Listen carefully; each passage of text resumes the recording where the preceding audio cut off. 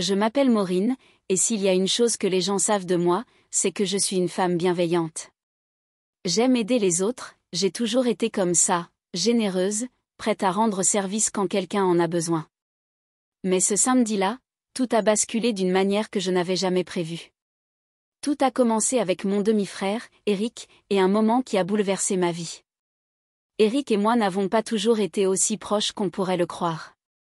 En grandissant, nous étions deux enfants unis par hasard, parce que nos parents avaient décidé de transformer leur histoire d'amour fulgurante en famille. Il était le plus bruyant, toujours au centre de l'attention, avec cette énergie folle et insouciante, et un sourire qui pouvait charmer n'importe qui dans la pièce. Moi, en revanche, j'étais plus réservée, satisfaite de mes livres et de la satisfaction de garder chaque chose à sa place. Nous nous entendions plutôt bien, mais nous n'étions pas vraiment le genre de frères et sœurs à partager tous leurs secrets ou à avoir des conversations profondes. Nous étions plutôt des connaissances qui partageaient le même toit. Mais les vacances, c'était une autre histoire. Quand le reste du monde se mettait en pause et qu'il ne restait plus que nous deux à la maison, les choses changeaient. Le calme de ces jours-là avait le don de défaire ce que nous pensions savoir l'un de l'autre. Ce silence rendait tout imprévisible, comme si on ne savait jamais ce qui allait arriver.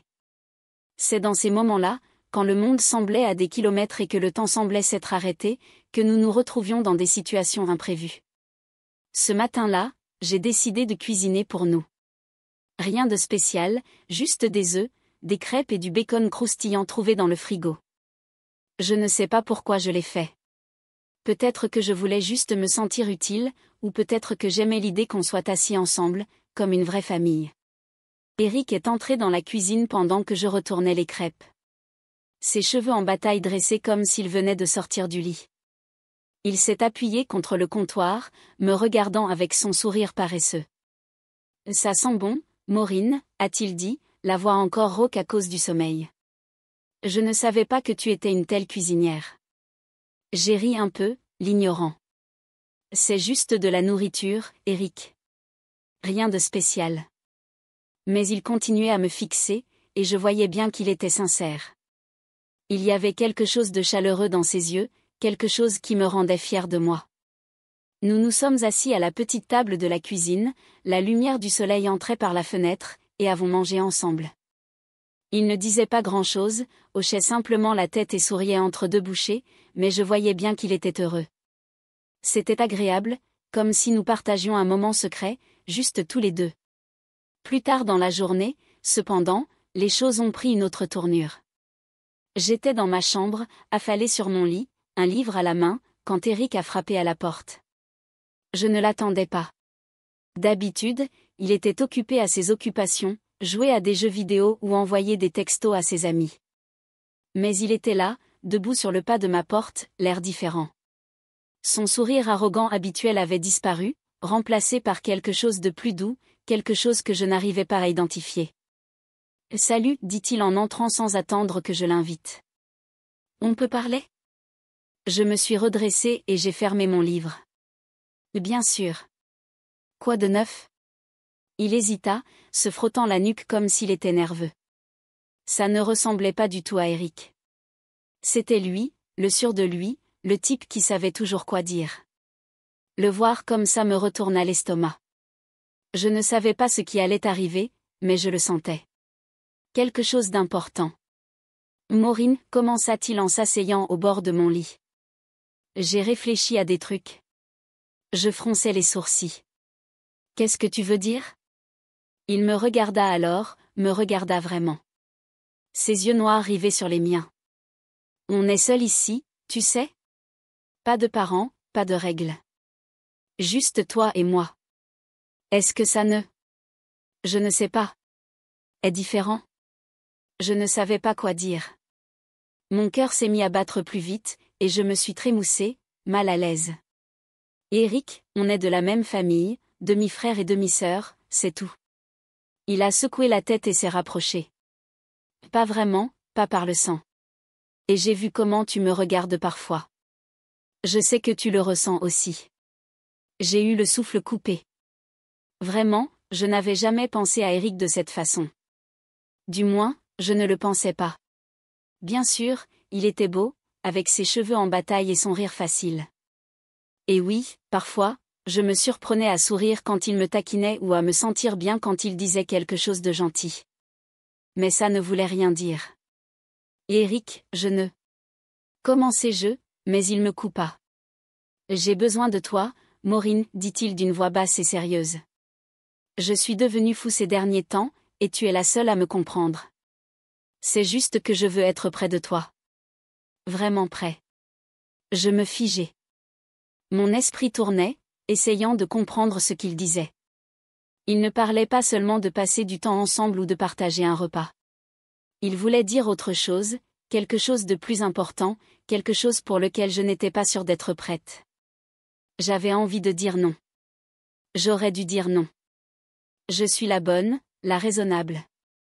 Mais quand je l'ai regardé dans les yeux, j'ai compris combien il avait besoin de ça, combien il avait besoin de moi. Et peut-être qu'au fond, j'en avais besoin aussi. Je ne sais pas, murmurai-je d'une voix tremblante. Ça me semble mal. Ce n'est pas mal, dit-il rapidement en me prenant la main. Ses doigts étaient chauds contre les miens, et je ne me suis pas écartée. Il n'y a que nous. Personne n'a besoin de savoir. C'est là que j'ai compris. La maison était vide, les portes étaient verrouillées, le monde extérieur n'existait pas. Il n'y avait que moi et Eric, deux personnes réunies par hasard, prises dans un moment qui semblait pouvoir aller n'importe où. J'aurais pu l'empêcher. J'aurais pu me lever, sortir de la pièce et faire comme si de rien n'était. Mais je ne l'ai pas fait. Quelque chose en moi, la curiosité, peut-être, ou quelque chose de plus sombre, m'a retenu. Et d'accord, ai-je finalement dit, si doucement que je m'entendais à peine, mais on garde le secret. Son visage s'illumina, son sourire revint en force. Promis. Ce qui s'est passé ensuite est flou dans mon esprit, comme un rêve qui me file entre les doigts à chaque fois que j'essaie de le saisir. Je me souviens du sentiment d'urgence, de la façon presque frénétique dont nous avons verrouillé les portes, vérifiant chaque fois 2 fois, comme si nous essayions de nous protéger du monde extérieur. Nous faisions comme si nous nous cachions de quelque chose, mais je ne saurais vous dire exactement quoi.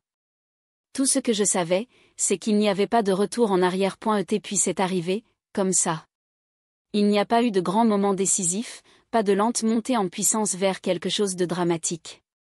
Cela ne ressemblait en rien à ce que j'avais vu dans les films, où chaque regard, chaque contact semble scénarisé, parfaitement synchronisé et destiné à se produire.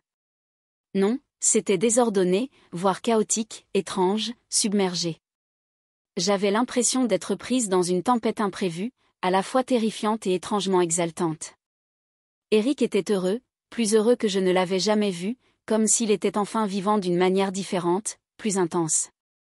Son sourire était plus éclatant, son énergie débordante, comme si tout ce qui l'avait pesé avait soudainement disparu. Et moi, je ne sais pas ce que j'ai ressenti. Une partie de moi était terrifiée. Mon cœur battait la chamade tandis que j'essayais de comprendre ce qui se passait. Je ne savais pas si je devais fuir ou rester, si je devais crier ou me taire. Une autre partie de moi était ravie, emportée par l'instant, par le frisson sauvage et inattendu de faire quelque chose d'aussi interdit. Et puis il y a eu cette étrange envie de rire, non pas parce que c'était drôle, mais parce que ça ressemblait à une comédie tordue, quelque chose de si ridicule, de si fou qu'on avait du mal à y croire. Quand ce fut enfin terminé, nous restâmes là, étendus là, le souffle court et irrégulier, la pièce chargée du poids de ce qui venait de se passer. Nous ne parlâmes pas beaucoup, mais une promesse flottait entre nous, une promesse que nous nous étions faite à nouveau, comme si prononcer ces mots rendrait tout cela moins réel. Personne ne pourrait jamais le savoir. Ce serait notre secret, enfoui au plus profond de nous, caché au monde. Mais alors même que je le disais, une partie de moi savait qu'il était déjà trop tard. Le mal était fait, et plus rien ne serait comme avant. Pendant un moment, j'ai l'impression d'avoir commis le crime parfait, comme si nous nous en étions tirés avec un crime trop grave pour être jamais attrapés. Les jours qui suivirent ce samedi furent calmes, presque d'une normalité trompeuse. Nous avons continué comme si rien n'avait changé, comme si rien n'avait bougé dans le fragile équilibre de nos vies. Nous nous croisions dans le couloir, à peine le regard croisé, mais il y avait toujours cette tension persistante entre nous. Juste un bref regard, un silence de reconnaissance, et puis nous nous retirions dans nos coins, retombant dans la routine habituelle que nous avions toujours connue.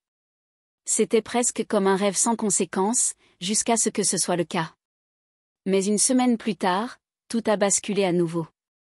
C'était arrivé un jour ordinaire, dans un endroit des plus ordinaires, la salle de bain. Debout devant le miroir, mes yeux parcouraient les rides de fatigue qui entouraient mon visage.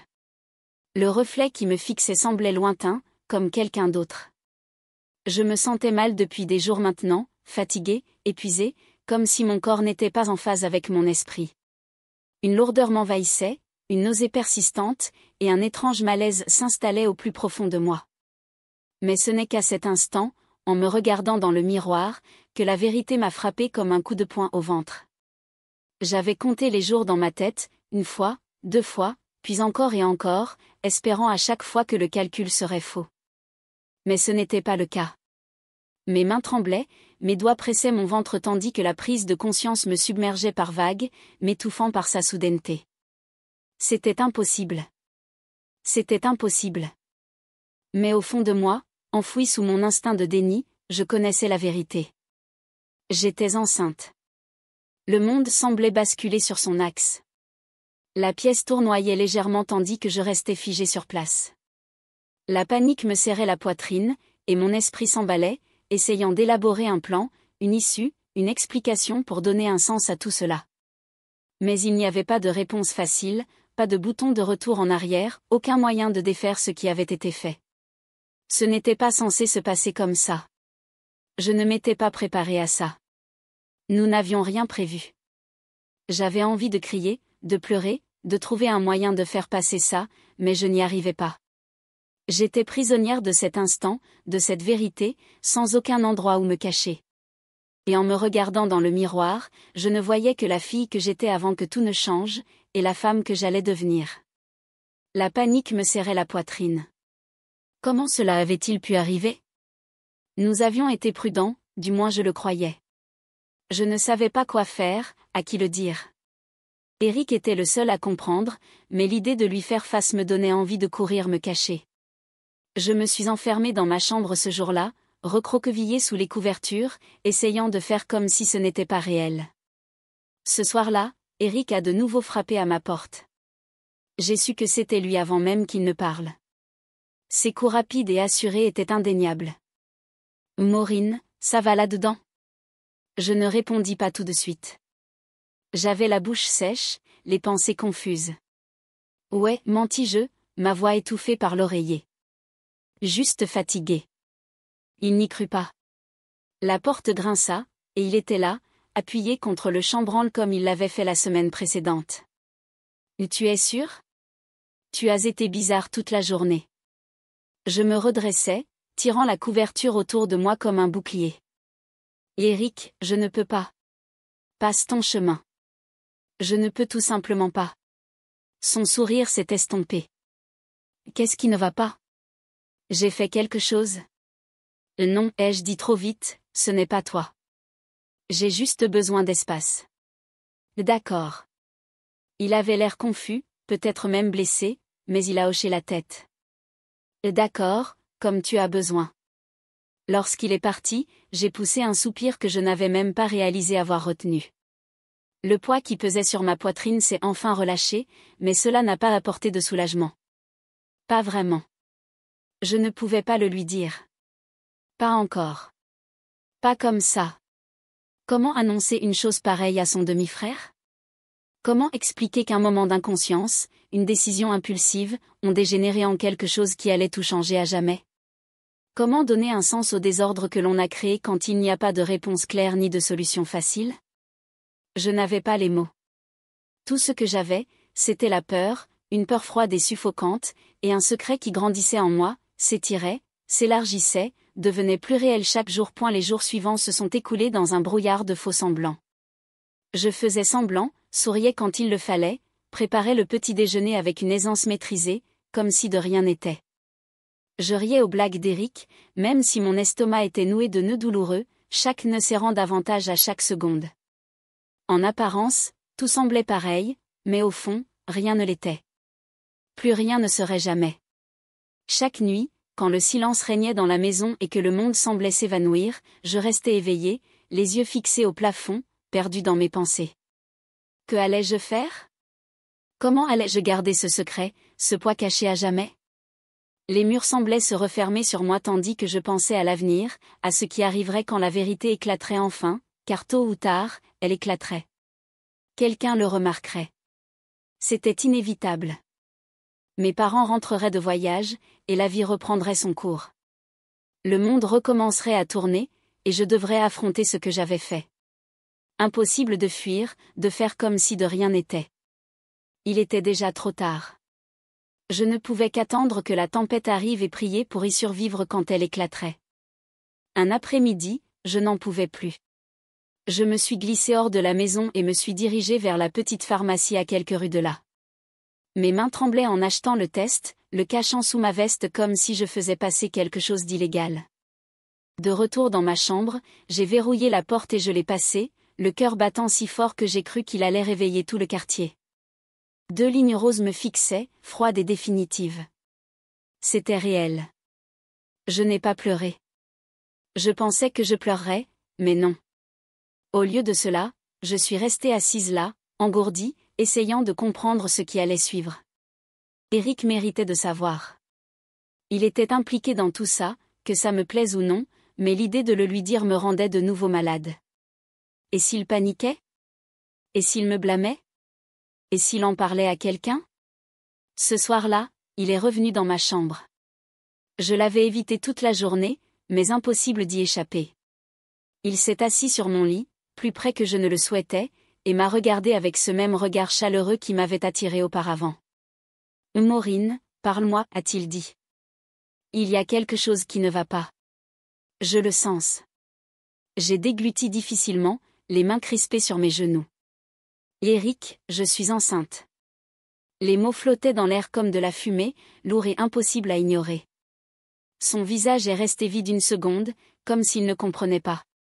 Puis ses yeux se sont écarquillés, et il s'est penché en arrière, passant une main dans ses cheveux. « Enceinte, a-t-il répété d'une voix à peine plus forte qu'un murmure. « Tu es sûr ?» J'ai hoché la tête, les doigts légèrement tremblants tandis que je sortais le test du tiroir et le lui tendais. Il me l'a pris sans un mot, le tenant dans ses mains comme s'il s'agissait d'un objet étranger, d'un autre monde qu'il ne savait pas vraiment manier. Il l'a retourné et retourné, l'examinant comme si la réponse se cachait dans les lignes ou les chiffres, comme s'il pouvait faire disparaître la vérité rien qu'en l'examinant plus attentivement. Le silence entre nous s'éternisait, épais et suffocant, et à chaque seconde qui passait, je sentais mon propre cœur s'accélérer. Son silence était pire que n'importe quel cri. C'était comme s'il me rejetait, comme si j'étais seule dans cet instant terrifiant, portant tout le poids sur mes épaules. Pendant ce qui m'a semblé une éternité, il est resté silencieux. Ses yeux ne quittaient pas l'examen, mais je voyais l'incertitude grandir dans son expression, la façon dont son front se fronçait, ses lèvres serrées. Plus le silence se prolongeait, plus la peur me tenaillait. Je ne voulais pas être là. Je ne voulais pas affronter cette réalité, mais je n'avais pas le choix. Aucun de nous n'en avait le choix. Finalement, il a levé les yeux vers moi, les yeux écarquillés et interrogateurs. Et pour la première fois, j'ai vu le poids de cette situation peser sur lui aussi. « Qu'est-ce qu'on va faire ?» Sa voix était presque un murmure, tremblante, comme s'il ne savait pas comment prononcer les mots qui rendraient tout cela réel. Je l'ai fixé un long moment, la gorge serrée. « Nous, ai-je répété d'une voix plus sèche que je ne le voulais. Ce n'est pas seulement ton problème maintenant. La colère qui montait en moi me surprit. Comment pouvait-il me demander ça? Comment pouvait-il faire comme si on était dans le même bateau, alors que je ne ressentais qu'une responsabilité écrasante? Non, dit-il rapidement d'une voix ferme, et il me prit à nouveau la main, sa paume chaude, ses doigts se resserrant autour des miens. Je suis sérieux. On est dans le même bateau. Je ne vais nulle part. Je voulais le croire, vraiment. Je voulais croire qu'il serait là, que d'une manière ou d'une autre, tout finirait par s'arranger. Mais à cet instant, je ne ressentais qu'une peur lancinante au plus profond de moi, celle qui ne voulait pas disparaître malgré tous mes efforts pour la refouler. Le genre de peur qui murmurait que cela était trop gros, trop confus, trop compliqué à gérer pour nous deux. Nous n'étions que des enfants. Nous n'avions même pas encore compris qui nous étions, et encore moins comment affronter une telle situation. Nous jouions aux adultes, prétendant avoir toutes les réponses, alors que le monde réel s'écroulait autour de nous. J'ai retiré ma main, m'enlaçant comme pour empêcher mon cœur de se briser en 1000 morceaux. On ne peut le dire à personne, ai-je dit d'une voix à peine plus forte qu'un murmure, mais elle portait tout le poids de tout. C'était la même promesse que nous avions faite auparavant, la même règle tacite que nous avions acceptée sans même savoir à quoi nous consentions. Pas encore. Il hocha la tête, son expression s'adoucissant tandis qu'il me serrait la main une fois de plus, comme s'il essayait de me calmer, de me faire sentir que tout irait bien. D'accord. On trouvera une solution. Ensemble. Ce mot, ensemble, flottait entre nous, lourd et chargé de sens. C'était la seule chose qui m'empêchait de m'effondrer, le seul espoir qui me restait. Peut-être pourrions-nous trouver une solution. Peut-être pourrions-nous garder ce secret entre nous et trouver un moyen de le faire fonctionner. Peut-être pourrions-nous construire une vie à partir de ce chaos, trouver un moyen d'assembler les pièces. Mais à mesure que les jours se transformaient en semaines, j'ai commencé à voir les fissures se former, comme une toile de doute qui s'étendait sous la surface. Eric était toujours Eric, souriant, plaisant, faisant comme si de rien n'était. Son insouciance n'avait pas faibli. Il continuait sa vie comme si de rien n'était, mais je ne pouvais plus faire semblant. Chaque fois que je me regardais dans le miroir, je la voyais. La vérité qui me regardait, une vérité que je ne pouvais cacher malgré tous mes efforts. Je ne pouvais pas la fuir. Je ne pouvais pas l'enfouir. Elle était là, toujours présente, un rappel constant que nous étions dans quelque chose de plus grand que nous deux. Et même si je voulais croire que nous pourrions y faire face, je commençais à me demander si nous pourrions y survivre. Les vacances étaient toujours censées être mon échappatoire, une pause bien méritée dans le chaos du quotidien. C'était censé être un moment de paix, de calme et de réflexion, une pause dans les exigences infinies du monde. Mais j'étais loin de me douter que ces vacances marqueraient le début de quelque chose que je n'aurais jamais pu prévoir, quelque chose que je ne pouvais pas contrôler malgré tous mes efforts. Tout a commencé ce jour-là, quand Eric m'a appelé. Il n'a rien demandé. Il a simplement dit qu'il avait besoin d'aide, et je n'ai pas pu me résoudre à refuser. J'aurais dû me poser des questions. J'aurais dû marquer une pause, prendre du recul, mais je ne l'ai pas fait. Eric avait toujours été là pour moi quand j'avais besoin de lui, et je ne pouvais pas refuser. Ce qui devait être une simple faveur s'est transformé en quelque chose de bien plus sombre, quelque chose que nous avons tous deux sous-estimé. À présent, je me sentais dépassée. Les frontières étaient floues, et le poids de notre secret, celui que nous avions promis de garder secret, était plus lourd que je ne l'aurais jamais imaginé. Et malgré tous mes efforts pour l'enfouir, la vérité me rongeait de l'intérieur. J'avais besoin d'aide, mais je ne savais plus où donner de la tête. À chaque pas, je sentais que je m'enfonçais plus profondément dans quelque chose dont je ne pouvais échapper. Le secret n'était plus seulement le nôtre. Il grandissait, évoluait, devenait bien plus grand que nous ne pourrions jamais le gérer tous les deux. Et je ne pouvais m'empêcher de penser que tôt ou tard, il s'effondrerait. Les murs se refermaient sur moi, et la vérité éclaterait, que nous soyons prêts ou non. Impossible de se cacher de ce que nous avions mis en branle.